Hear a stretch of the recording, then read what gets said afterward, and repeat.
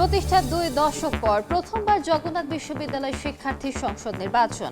বিকেল 3টা পর্যন্ত চলবে ভোট গ্রহণ, 4টি প্যানেলের প্রতিদ্বন্দ্বিতা।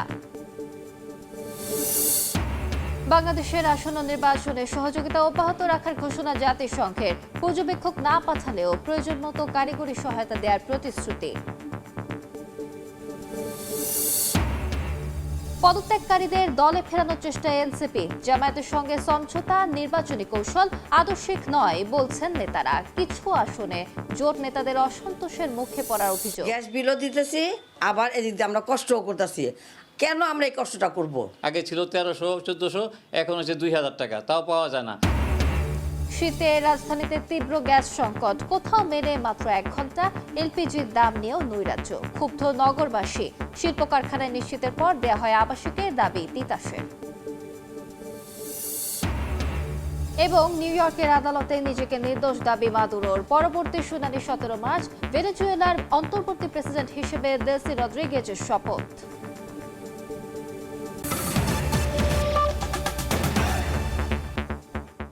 সময় সংবাদের সঙ্গে আছি আমি আলিশা ইসলাম। প্রতিষ্ঠার 2 দশক পর প্রথমবারের মতো জগন্নাথ বিশ্ববিদ্যালয় কেন্দ্রীয় শিক্ষার্থী সংসদ জাকসু নির্বাচন হচ্ছে আজ। একসঙ্গে হচ্ছে হল সংসদ নির্বাচন। সকাল 9টা থেকে ভোট গ্রহণ শুরু হয়, চলবে বেলা 3টা পর্যন্ত। তবে তীব্র শীতের কারণে এখনো ভোটার উপস্থিতি কম। শিক্ষার্থীরা বলছেন, পরিবর্তন ও শিক্ষার্থীদের উন্নয়নের জন্য যাদের যোগ্য ভাবছেন তাদেরই ভোট দেবেন। নির্বাচনের কেন্দ্রীয় সংসদের 23টি পদের বিপরীতে প্রার্থী 157 জন। মোট ভোটার 16,445 জন।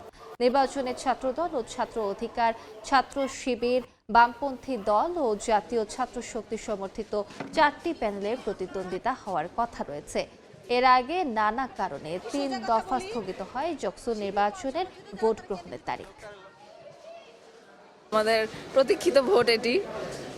এর আগে একবার হলো না, পিছিয়ে আবার হচ্ছে আজকে। তো আমাদের মধ্যে উৎফুল্লতা আছে অবশ্যই।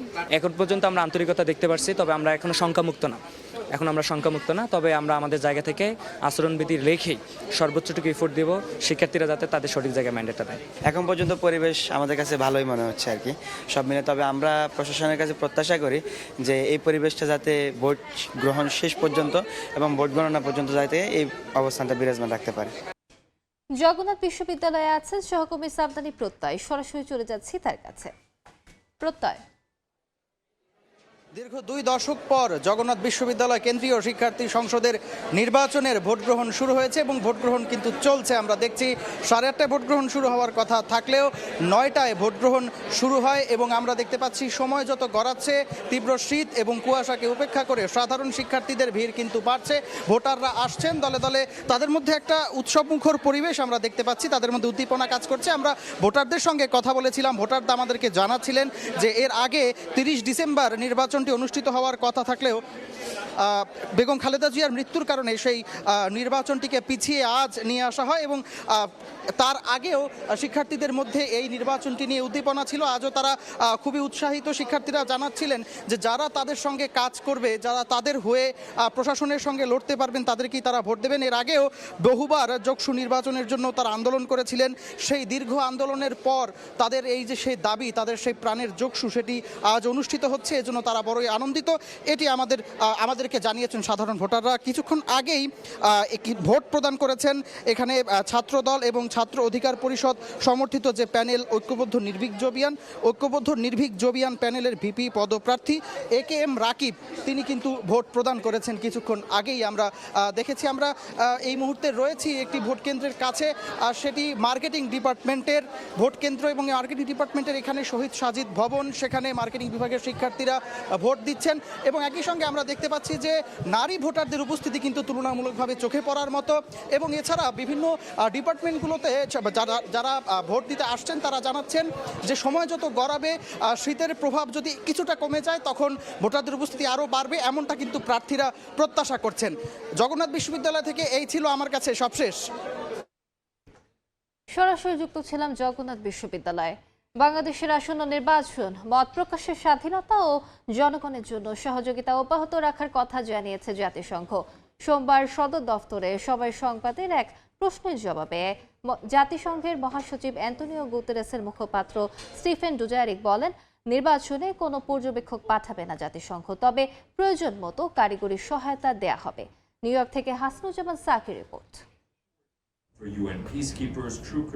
খ্রিস্টীয় বড়দিন ও নতুন বছরের ছুটি শেষে বেশ কিছুদিন পর জাতিসংঘ সদর দফতরে প্রেস ব্রিফিং। সোমবারের ব্রিফিংয়ে উঠে আসে বিশ্বের বিভিন্ন দেশের চলমান গুরুত্বপূর্ণ বিষয়। ব্রিফিংয়ে সময় সংবাদের এক প্রশ্নের জবাবে মহাসচিব অ্যান্তোনিও গুতেরেসের মুখপাত্র স্টিফেন দুজারিক বলেন, বাংলাদেশের আসন্ন জাতীয় সংসদ নির্বাচনে কোনো পর্যবেক্ষক পাঠাবে না জাতিসংঘ। As you know, the national parliamentary election in Bangladesh is scheduled February 12.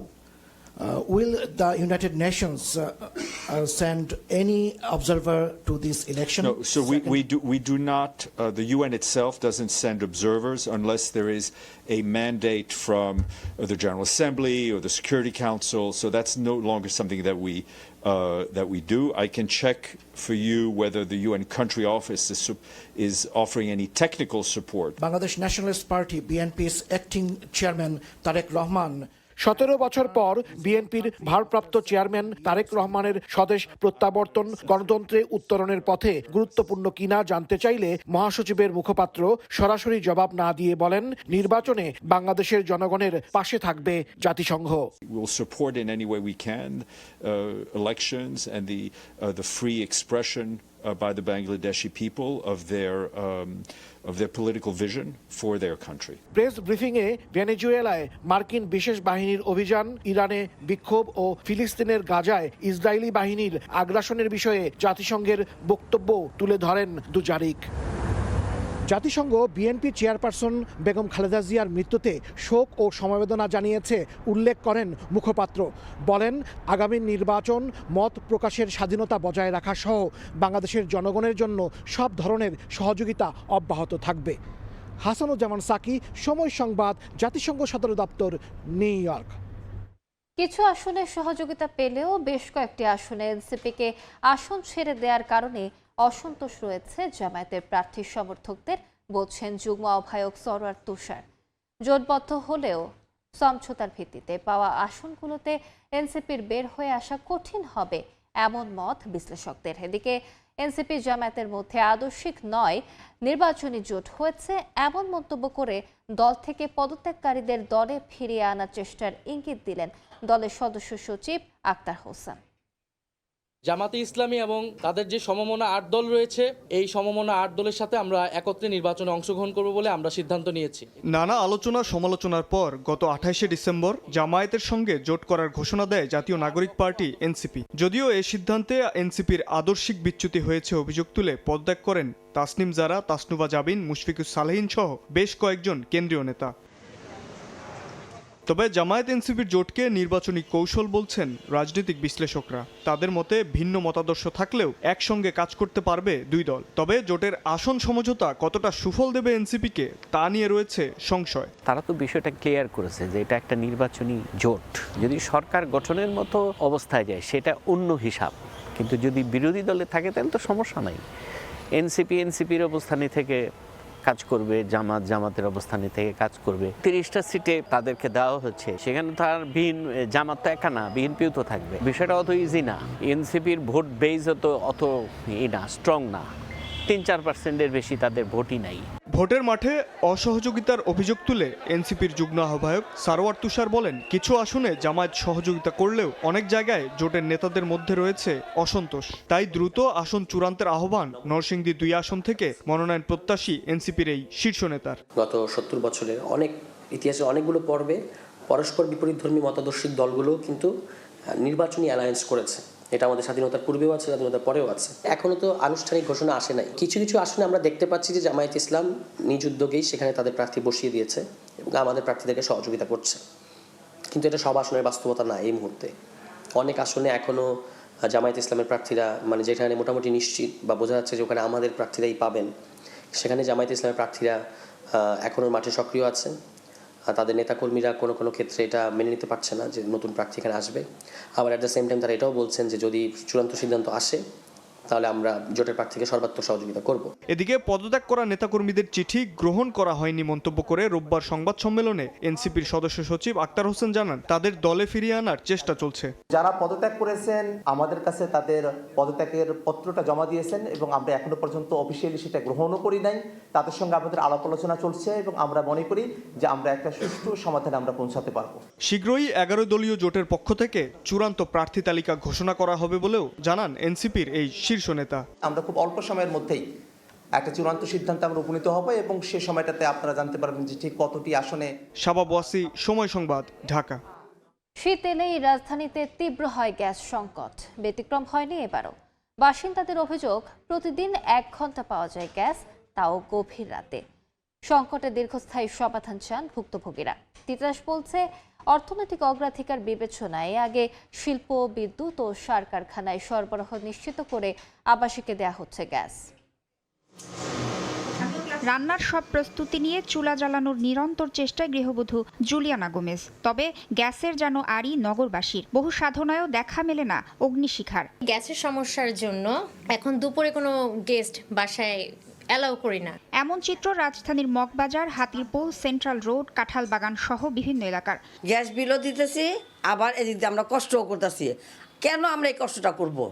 আমরা দিন দিন অসুস্থ হয়ে যেতেছি একবেলা খাওয়ার জন্য। গ্যাস নিতে ফিলিং স্টেশনগুলোতেও দেখা গেছে যানবাহনের সারি, 2-3 ঘন্টা দাঁড়িয়েও মিলছে না গ্যাস। যখন 1-1.5 ঘন্টা আমরা সিএনজির সিরিয়ালে থাকতে হয়, তখন আমাদের ইনকামটা কমে। আমাদের প্রেসার থাকে কম, গ্যাসও থাকে কম, গাড়িতে দিতেও পারি কম। নগরবাসী চরম সংকটে থাকলেও তিতাস বলছে, অর্থনৈতিক অগ্রাধিকার বিবেচনায় আগে শিল্প, বিদ্যুৎ ও সার কারখানায় দেয়া হচ্ছে গ্যাস। অবৈধ সংযোগ বাড়ায় বৈধ গ্রাহকরা গ্যাস পাচ্ছেন না বলেও দাবি তিতাসের। আমাকে আগে প্রায়োরিটি বেস যেগুলো আছে সেগুলোকে সরবরাহ দেওয়ার পরে আবাসিকের কথাটা আমরা বিবেচনা করি। আমি কিন্তু 165 মিলিয়ন গ্যাস দিয়ে যাচ্ছি ঢাকাতে, কিন্তু তারপরও ক্রাইসিস। অবৈধ গ্রাহকরা নিয়ে নিচ্ছে বৈধ গ্রাহকদের গ্যাসগুলো। প্রত্যেকের বাড়ি বাড়ি যাওয়া তিতাসের সম্ভব না। দেখা যাচ্ছে যে আমরা লাইন কাটছি, আবার 3 দিন পরে ওনারা আবার লাইন নিয়ে নিচ্ছেন। সংকট নিরসনে যৌক্তিক দামে এলপি গ্যাস সরবরাহ বাড়ানোর পরামর্শ বিশেষজ্ঞদের। সচেতনতা বাড়ানো যেমন প্রয়োজন, গ্যাসের অপচয় যাতে না হয়, অন্যদিকে দক্ষ machinery, energy efficient boiler, energy efficient captive generator, যেখানে ওয়েস্ট হিট বের হয়ে যাচ্ছে সেটাকে ইউটিলাইজ করা। গৃহস্থলিতে গ্যাস সাপ্লাইটা বন্ধ করে দেওয়া উচিত, কিন্তু তাদের যেটা করতে হবে এলপিজির সাপ্লাইটাকে ঠিক রাখতে হবে, একদম কমপ্লিট থাকতে হবে, যাতে করে বার্ক যেই দামে বলছে সেই দামে যেন সিলিন্ডার পায়। এদিকে এলপি গ্যাসের দাম নিয়ে চরম নৈরাজ্যের মধ্যেই গত রোববার 12 কেজি সিলিন্ডারের দাম বেড়েছে 53 টাকা। যদিও সরকার নির্ধারিতের চেয়ে প্রায় দ্বিগুণ দামে গ্রাহককে কিনতে হচ্ছে এলপিজি। তাসনিয়া নিশাত, মিম, সময় সংবাদ, ঢাকা। যোদ্ধা সুরভির সঙ্গে ন্যায় বিচার করা হয়নি, পুরো বিষয়টি বানোয়াট ছিল বলে মন্তব্য করেছেন জাতীয় নাগরিক পার্টি এনসিপির আহ্বায়ক নাহিদ ইসলাম। সোমবার মধ্যরাতে সদ্য জামিনে মুক্তি পাওয়া সুরভির খোঁজ নিতে গিয়ে এই কথা বলেন তিনি। এ সময় নাহিদ বলেন, কিছু কিছু গণমাধ্যম নির্বাচন সামনে রেখে গণ অভ্যুত্থানের সামনের সারিতে থাকা ব্যক্তিদের চরিত্র হননের চেষ্টা করছে। সুরভির ঘটনাটিও তারই ধারাবাহিকতা বলে মন্তব্য করেন তিনি। এর আগে সোমবার সকালে এক সাংবাদিকের করা অপহরণ ও চাঁদাবাজির মামলায় আদালতে তুলে 7 দিনের রিমান্ড আবেদন করে পুলিশ। শুনানি শেষে আদালত তার 2 দিনের রিমান্ড মঞ্জুর করেন। এমন খবরে ততক্ষণে বিক্ষোভ শুরু করেন ছাত্র জনতা। পরে রিভিশন আবেদন করলে এদিন রাতেই তার রিমান্ড বাতিল করে জামিন মঞ্জুর করেন আদালত। নির্বাচনকে ঘিরে যদি দেখি যে মিডিয়া নিরপেক্ষ অবস্থান না নেয়, বেশিরভাগ মিডিয়া কোন একটা দলের পক্ষে অবস্থান নেয়, কারণ আমরা স্পষ্ট এটা দেখতেছি, দেশের বড় 2টি মিডিয়া হাউসের সম্পাদক তারা একটি দলের মঞ্চে উঠে বক্তৃতা দিচ্ছে, একটা দল বিজয়ী হবে সেই ধরনের প্রচারণা করছে। স্পষ্টভাবে বলতে চাই, এ ধরনের পরিকল্পনা যারা করতেছে তারা সফল হবে না। সংসদ নির্বাচনে রিটার্নিং কর্মকর্তাদের দেওয়া সিদ্ধান্তের বিরুদ্ধে আপিল আবেদনের 2য় দিন আজ। ইসিতে আছেন সহকর্মী কাউসারা চৌধুরী কুমু, সরাসরি চলে যাচ্ছে তার কাছে। কুমু, আজকে আপিল শুনানির 2য় দিন শুরু হয়েছে। গতকাল 42 জন আবেদন করেছিল। বিশেষ করে এই 42 জনের মধ্যেই তারা ছিলেন যারা মূলত রিটার্নিং অফিসারের যে আদেশের বিরুদ্ধে যাদের মনোনয়নপত্রটি বাতিল হয়েছে, মূলত এই 42 জনের সব কয়েকজনের মনোনয়নপত্র বাতিল হয়েছিল, অবৈধ হয়েছিল, যার কারণে তারা গতকাল আপিল করেছেন। যদিও মনোনয়নপত্র যাচাই বাছাইয়ের শেষ পর্যন্ত সারা দেশে 723 জনের মনোনয়নপত্রটি অবৈধ ঘোষণা করে সারা দেশের রিটার্নিং অফিসাররা। তবে এখানে যাদের মনোনয়নপত্রটি অবৈধ হয়েছে তারা যেমন আপিল করতে পারবেন, একই সাথে কোনো প্রার্থীর সম্ভাব্য কোনো প্রার্থীর বিপক্ষেও কিন্তু কেউ আপিল করতে পারেন। সেক্ষেত্রে কোনো ব্যক্তি হতে পারেন, সংক্ষুব্ধ কোনো ব্যক্তি, কোনো সরকারি আর্থিক প্রতিষ্ঠান অথবা সরকারি সেবাদানকারী প্রতিষ্ঠানও হতে পারে। আমরা আজও দেখছি গতকালের মতো আজও সকাল থেকেই ভিড় জমিয়েছেন, বিশেষ করে যারা আবেদন করতে চান, যাদের প্রার্থিতা ফিরে পেতে চান, এই ধরনের ব্যক্তিরাই আসছেন। গতকালকেও এসেছেন, তবে গতকাল প্রথম দিন আমরা দেখেছি যে প্রথম দিন পরামর্শ নিতে এসেছেন মূলত, বিশেষ করে যে যাদের আবেদন বাতিল হয়েছে তারা চাচ্ছেন যে এটা কিভাবে করে সঠিক কাগজপত্র জমা দেওয়া যেতে পারে এবং এই সঠিক কাগজপত্রের মাধ্যমে তারা যাতে করে তাদের মনোনয়নপত্রটি জমা দিতে পারে। এবং এই আবেদন মূলত চলবে আগামী শুক্রবার পর্যন্ত আবেদন করতে পারবেন। তারপরেই কিন্তু আবেদনের পরিপ্রেক্ষিতেই শুনানি করবে নির্বাচন কমিশন এবং তখনই নির্বাচন কমিশন সিদ্ধান্ত নেবে সবার পক্ষে বিপক্ষে মতামতের উপর ভিত্তি করে যে কার প্রার্থিতা বাতিল করবে এবং কার প্রার্থিতা আসলে বৈধ হিসেবে ঘোষণা করবে। এই ছিল নির্বাচন কমিশনের আমার কাছে এখান থেকে সবশেষ তথ্য। সরাসরি যুক্ত ছিলাম আগারগাঁওয়ে। ঘন কুয়াশা সঙ্গে কনকনে ঠান্ডা বাতাসে বেড়েছে শীতের দাপট। বিভিন্ন জেলার উপর দিয়ে বয়ে যাচ্ছে শৈত্যপ্রবাহ। রাজশাহী তাপমাত্রা নেমেছে 7 ডিগ্রি সেলসিয়াসে, যা এ পর্যন্ত মৌসুমের সর্বনিম্ন। হাড় কাঁপানো ঠান্ডায় স্থবিরতা নেমে এসেছে জনজীবনে। কনকনে শীতে বেশি বিপাকে খেটে খাওয়া ও ছিন্নমূল মানুষ। রাস্তাঘাট কুয়াশায় ঢেকে থাকায় দিনের বেলায় হেডলাইট জ্বালিয়ে চলছে যানবাহন। তীব্র ঠান্ডায় হাসপাতালগুলোতে বেড়েছে জ্বর, সর্দি সহ ঠান্ডাজনিত রোগীর সংখ্যা। সবচেয়ে বেশি আক্রান্ত হচ্ছে শিশু ও বয়স্করা।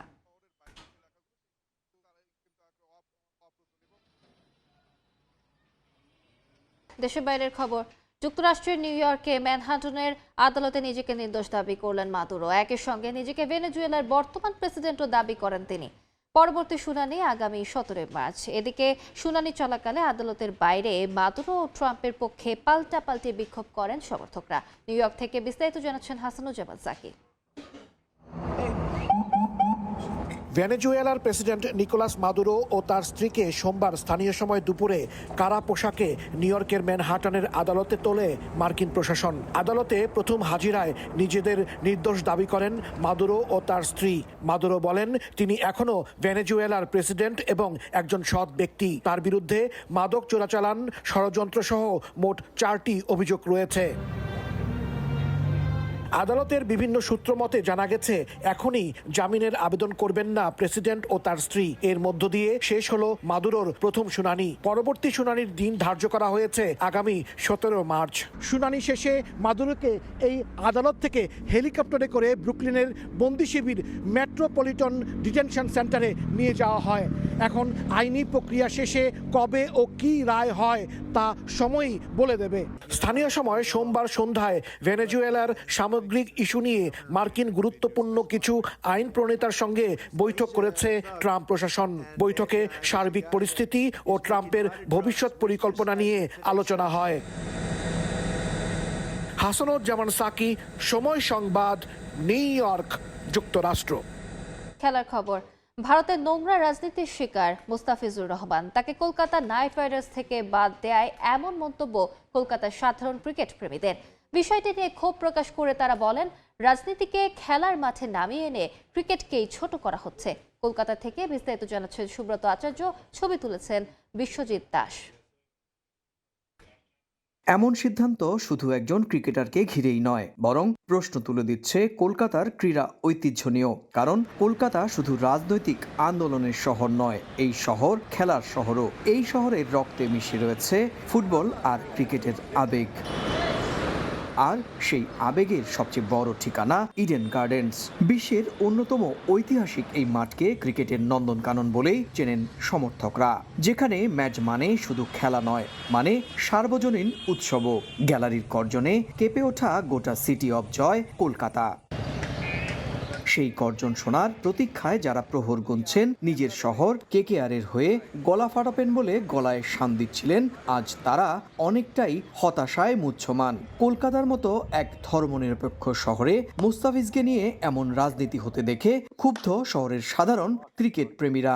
মুস্তাফিজুর রহমান একটা ফাস্ট বোলার, তাকে নেওয়া নিয়ে একটা অন্য ধরনের নোংরামি একটা রাজনীতি চললো, যেটা আমরা আশা করিনি। অন্তত কলকাতার টিম, বাংলার টিম তৈরি হচ্ছে, এটা নিয়ে যে নোংরা রাজনীতি রয়েছে আমার কাছে মনে হয় যে খুবই বাজে।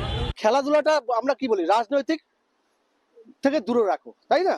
তা আমরা সেই রাজনৈতিকটাকেই আমরা ইনপুট করছি খেলাধুলার মধ্যে।